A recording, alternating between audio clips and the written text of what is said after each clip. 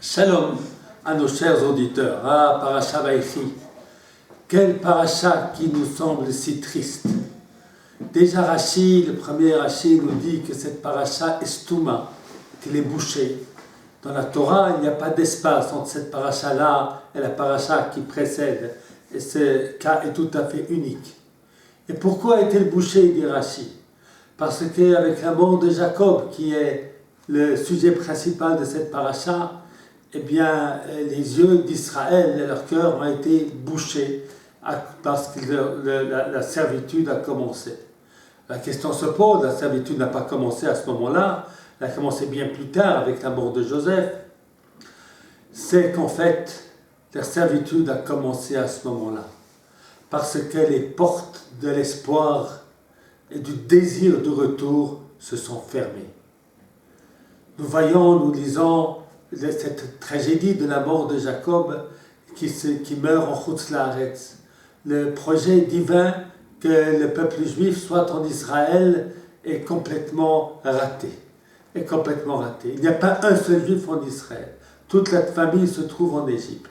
Et personne ne pense à revenir en Israël.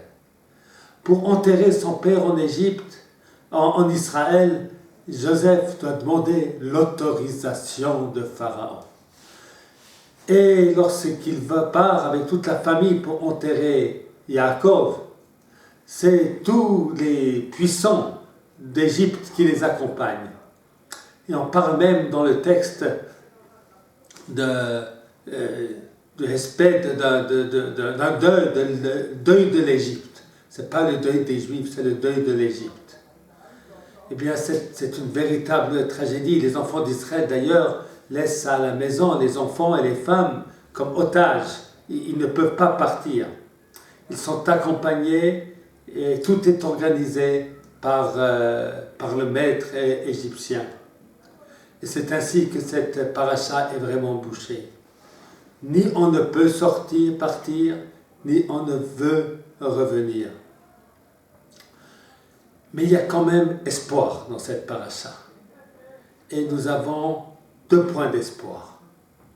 D'abord, les mots de Jacob, qui ordonne à son fils de l'enterrer en Israël.